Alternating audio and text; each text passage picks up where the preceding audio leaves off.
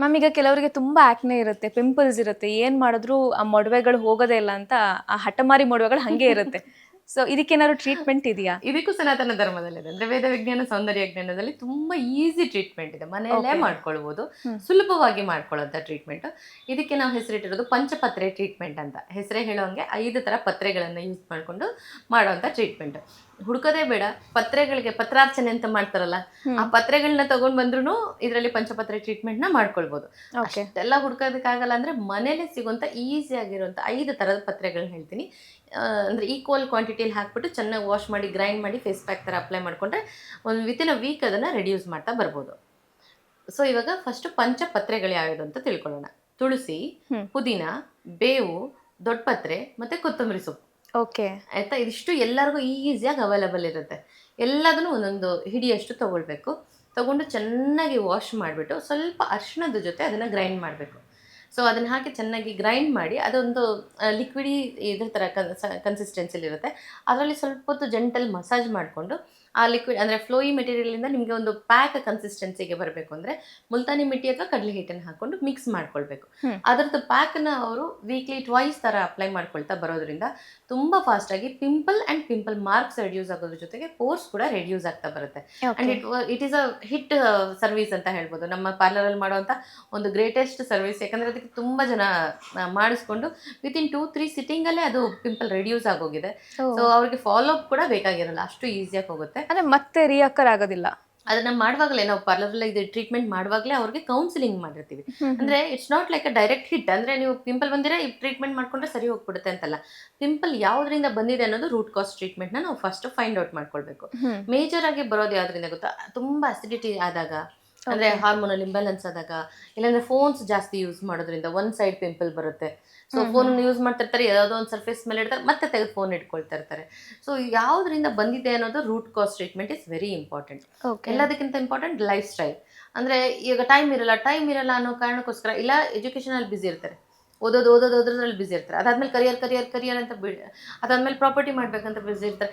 So ಹಿಂಗೆ busy ಆಗ್ಬಿಟ್ಟು ಅವ್ರ ಮೇಲೆ ಅವ್ರ ಟೈಮನ್ನ ಇನ್ವೆಸ್ಟ್ ಮಾಡ್ಕೊಳ್ಳಲ್ಲ. ಕರೆಕ್ಟ್. ಸೊ ನನಗೆ ಟೈಮೇ ಇಲ್ಲ, ಎಕ್ಸರ್ಸೈಸ್ ಮಾಡಿದ್ರೆ ನನಗೆ ಟೈಮೇ ಇರಲ್ಲ. ದೇವ್ರು ಎಲ್ಲರಿಗೂ 24 hours ಕೊಟ್ಟಿದ್ದಾರೆ. ಹೌದು. So we have to invest time on our self. So ಒಂದು ದಿನದಲ್ಲಿ 24 ಗಂಟೆಲಿ 24 ನಿಮಿಷನೂ ನನಗೋಸ್ಕರ ಟೈಮ್ ಇನ್ವೆಸ್ಟ್ ಮಾಡ್ಕೊಳಕ್ಕಿಲ್ಲ ಅಂತಂದ್ರೆ ವಾಟ್ ಇಸ್ ದ ಯೂಸ್ ಅಲ್ವಾ? ಏನು ಮಾಡೋಕ್ಕಾಗಿಲ್ಲ, ಜಿಮ್ಗೆ ಹೋಗೋಕ್ಕಾಗಿಲ್ಲ ಅಂದ್ರೂ ಮನೇಲೇ ಸಣ್ಣ ಪುಟ್ಟ ಯೋಗ ಮಾಡೋದು, ಅಂದರೆ ಅಟ್ಲೀಸ್ಟ್ ಒಂದು 20 minutes ಆಫ್ ವರ್ಕೌಟ್, ಕಾರ್ಡಿಯೋಯಿಂದ ಹಿಡಿದು ಬ್ರೀದಿಂಗ್ ಎಕ್ಸಸೈಸ್ವರೆಗೂ ಒಂದು 20 to 25 minutes ಮಿನಿಮಮ್. ಅದು 45 minutes ಮಾಡಿದ್ರೆ ಇಟ್ಸ್ ವೆರಿ ಗುಡ್. ಮಿನಿಮಮ್ 25 minutesನ ನಾವು ನಮಗೋಸ್ಕರ ಸ್ಪೆಂಡ್ ಮಾಡಿದ್ರೆ ಈ ಪ್ರಾಬ್ಲಮೇ ಬರಲ್ಲ, ಆ್ಯಕ್ನೆ ಪ್ರಾಬ್ಲಮೇ ಬರಲ್ಲ. ಮತ್ತು ತುಂಬ ಎಕ್ಸಸ್ ಆಫ್ ಹೀಟ್ ಇರುತ್ತೆ ಕೆಲವರಿಗೆ, ಬಾಡಿ ತುಂಬ ಹೀಟ್ ಇರುತ್ತೆ, ಮಜ್ಜಿಗೆ ಮೊಸರು ಕುಡಿಯೋದೇ ಇಲ್ಲ, ಆ ಥರದವ್ರಿಗೂ ಕೂಡ ಜಾಸ್ತಿ ಪಿಂಪಲ್ ಬರ್ತಾ ಇರುತ್ತೆ. ಸೊ ನಾವೇನು ಮಾಡ್ತೀವಿ ಅಂದರೆ ಪಿಂಪಲ್ ಟ್ರೀಟ್ಮೆಂಟ್ ಕೊಡುವಾಗಲೇ ಅವ್ರಿಗೆ 45 minutes ಅವ್ರಿಗೆ ಕೌನ್ಸಿಲಿಂಗೇ ಮಾಡಿರ್ತೀವಿ. ಫಸ್ಟ್ ಯಾವುದರಿಂದ ಬಂದಿದೆ ಅನ್ನೋದನ್ನು ಫೈಂಡ್ ಔಟ್ ಮಾಡಿ ಅದನ್ನು ರೆಡ್ಯೂಸ್ ಮಾಡಿಬಿಟ್ರೆ ಸಾಕು, ಪಿಂಪಲ್ ಟ್ರೀಟ್ಮೆಂಟ್ ತಂತಾನೆ ಆಗೋಗುತ್ತೆ. ಸೊ ಮ್ಯಾಕ್ಸಿಮಮ್ 2 or 3 ಸಿಟ್ಟಿಂಗ್ಸಲ್ಲಿ ನಾವು ಫುಲ್ ಪಿಂಪಲ್ನೇ ರೆಡ್ಯೂಸ್ ಮಾಡಿಬಿಟ್ಟಿರ್ತೀವಿ. ಇದು ತುಂಬ ಚೆನ್ನಾಗಿ ಮೋಸ್ಟ್ ಪಾಪ್ಯುಲರ್. ನಾವು ಇವಾಗ ಹೇಳ್ಕೊಟ್ಟಿರೋ ಫಾರ್ಮುಲಾನ ಮನೆಗಳಲ್ಲೂ ನಮ್ಮ ವೀಕ್ಷಕರು ಮಾಡಿಕೊಂಡ್ರೆ ತುಂಬ ಫಾಸ್ಟಾಗಿ ಪಿಂಪಲಿಂದ ಅವ್ರನ್ನು ಓವರ್ಕಮ್ ಮಾಡ್ಕೊಳ್ಬೋದು. ಎಲ್ಲದಕ್ಕಿಂತ ಹೆಚ್ಚಾಗಿ ಇದ್ರದ್ದು ಅಂದರೆ ಪಿಂಪಲ್ ಬಂದಿದೆ ಅಂದರೆ ಅದನ್ನು ಸ್ಕ್ರೂ ಮಾಡಿ ತೆಗಿತಾರೆ ಅಥವಾ ಪಿಂಚ್ ಮಾಡಿ ತೆಗಿತಾರಲ್ಲ, ಅದನ್ನು ಮಾಡೋದನ್ನು ಬಿಡಬೇಕು. ಪಿಂಪಲ್ ಮೇಲೆ ಕೈ ಆಡಿಸ್ತಾನೆ ಇದ್ರೆ ಅದು ಮಲ್ಟಿಪಲ್ ಆಗ್ತಾ ಹೋಗುತ್ತೆ. ಇನ್ನೂ ಈಸಿ ಅಂತಂದರೆ ಈ ಪಂಚಪತ್ರೆಗಳು ಡೈಲಿ ನಂಗೆ ಸಿಗಲ್ಲ ಅಂತಂದರೆ ಇದನ್ನೆಲ್ಲ ಗ್ರೈಂಡ್ ಮಾಡಿಬಿಟ್ಟು ಐಸ್ ಟ್ರೇ ಒಳಗಡೆ ಹಾಕ್ಬಿಟ್ಟು ಫ್ರೀಸ್ ಮಾಡಿಬಿಡ್ಬೇಕು. ಆ ಐಸ್ ಕ್ಯೂಬಿಂದ ಫೇಸ್ನ ರಬ್ ಮಾಡ್ಕೊತಾ ಇದ್ರೆ ಸಾಕು, ಟೈಮ್ ಇಲ್ಲ ಅನ್ನೋರ್ಗು ಪಿಂಪಲ್ ಟ್ರೀಟ್ಮೆಂಟ್ ಮನೇಲಿ ಈಸಿಯಾಗಿ ಆಗೋಗ್ಬಿಡುತ್ತೆ. ಸೊ ಪಂಚಪತ್ರೆದು ಐಸ್ ಕ್ಯೂಬಿಂದ ಫೇಸ್ನ ಮಸಾಜ್ ಮಾಡೋದು. So this is one of the best solution ಅಂತಲೇ ಹೇಳ್ಬೋದು. Okay ma'am.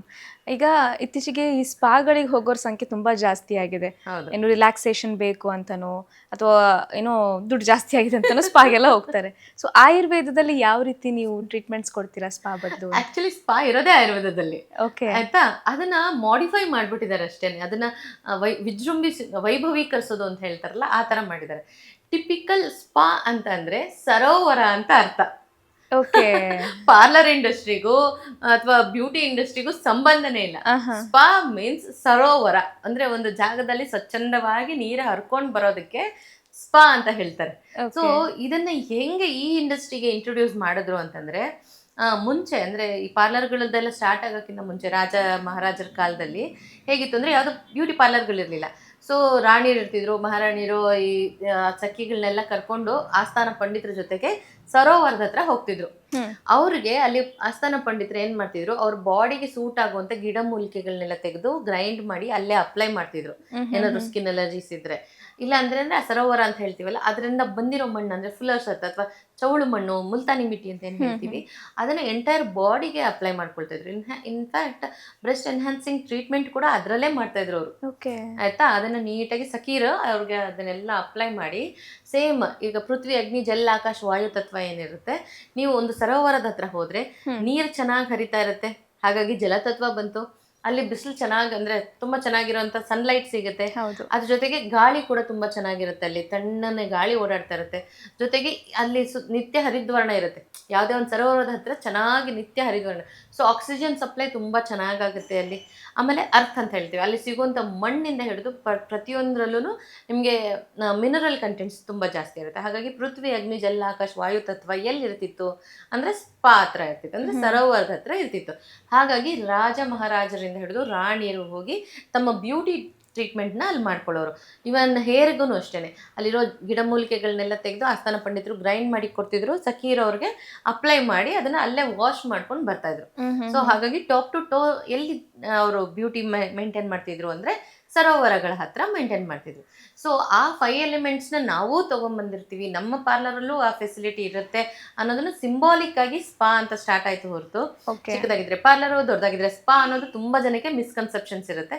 It's not like that. ಸರೋವರ ಅಂತ ಹೇಳ್ತೀವಿ. ಅದಕ್ಕೆ ನೀವು ಬೇಕಾದ್ರೆ ರೆಪ್ಯೂಟೆಡ್ ಸ್ಪಾಗಳಿಗೆ ಹೋದಾಗ ಫಸ್ಟ್ ಎಂಟ್ರೆನ್ಸ್ ಅಲ್ಲೇ ಒಂದು ಚಿಕ್ಕದಾಗಿರೋ ಆರ್ಟಿಫಿಷಿಯಲ್ ಫೌಂಟೈನ್ ಇಟ್ಟಿರ್ತಾರೆ, ಆಮೇಲೆ ಮೈಲ್ಡ್ ಮ್ಯೂಸಿಕ್ ಹಾಕಿರ್ತಾರೆ, ಬರ್ಡ್ಸ್ ಗಳದ್ದು ಮ್ಯೂಸಿಕ್ ಹಾಕಿರ್ತಾರೆ, ಆಮೇಲೆ ಸನ್ಲೈಟ್ ಆದಷ್ಟು ಒಳಗಡೆ ಬರೋ ತರ ಫೀಲ್ ಮಾಡಿರ್ತಾರೆ. ಇಲ್ಲಾಂದ್ರೆ ಸನ್ಲೈಟಿಗೆ ರಿಸಂಬಲ್ ಆಗುವಂತ ಲೈಟಿಂಗ್ ನ, ಯೆಲ್ಲೋ ಲೈಟ್ ಅನ್ನ ಪ್ರಿಫರ್ ಮಾಡ್ತಾರೆ. ಸೊ ಅದನ್ನೆಲ್ಲ ಅವರು ರೀಕ್ರಿಯೇಟ್ ಮಾಡಿ ನಮ್ದು ಸ್ಪಾ ಇದೆ ಅಂತ ತೋರಿಸ್ತಾರೆ. ವಾಸ್ತವವಾಗಿ ಅದು ಯಾವುದು ಅಲ್ಲ. ಸ್ಪಾ ಅಂದ್ರೆ ಅದೊಂದು ಸರೋವರದ ಹತ್ರ ಸಿಗುವಂತ ಎಲ್ಲಾ ಟ್ರೀಟ್ಮೆಂಟ್ಗಳನ್ನ ನ್ಯಾಚುರಲ್ ಆಗಿ ಮಾಡೋದನ್ನೇ ಸ್ಪಾ ಅಂತ ಹೇಳ್ತೀವಿ. ಇದು ಕೂಡ ಇನ್ಸ್ಪೈರ್ ಆಗಿದ್ದು ವೇದ ವಿಜ್ಞಾನ ಸೌಂದರ್ಯ ಜ್ಞಾನದಿಂದನೇ. ಸೊ ಅದ್ರ ಬೆನ್ನ ಹತ್ತಿ ಹೋದಾಗ ನಂಗೆ ಇದೆಲ್ಲ ಸೀಕ್ರೆಟ್ಗಳು ತಿಳ್ಕೊಳ್ತಾ ಹೋದೆ. ಒಂದೊಂದೇ ನೋಡ್ತಾ ಇದ್ದಷ್ಟು ಕ್ಯೂರಿಯಾಸಿಟಿ ಜಾಸ್ತಿ ಆಗ್ತಾ ಹೋಯ್ತು. ಹೌದಲ್ವಾ, ಇದು ಏನಿರ್ಬೋದು, ಅದೇ. ಇನ್ಫ್ಯಾಕ್ಟ್ ನನಗೆ ಗೊತ್ತಿರಲಿಲ್ಲ ವಾಟ್ ಇಸ್ ಸ್ಪಾ ಅನ್ನೋದು, ನನಗೆ ಗೊತ್ತಿರಲಿಲ್ಲ. 20 ವರ್ಷದ ಹಿಂದೆ ನಾನು ಅದನ್ನ ಹುಡುಕ್ಬೇಕು ಅಂತಾನೆ ಹೋದಾಗ ಸಿಕ್ಕಿರೋ ಆನ್ಸರ್ ಸರೋವರ. ನೈಸ್. ನೋಡಿ, ನಮ್ಮ ಧರ್ಮದಲ್ಲಿ, ಸನಾತನ ಧರ್ಮದಲ್ಲಿ ಎಷ್ಟೊಂದು ವಿಷಯಗಳು ಅಡಗಿದೆ, ನಮಗೆ ಗೊತ್ತಿಲ್ಲ ಇದೆಲ್ಲ. ಹೌದು.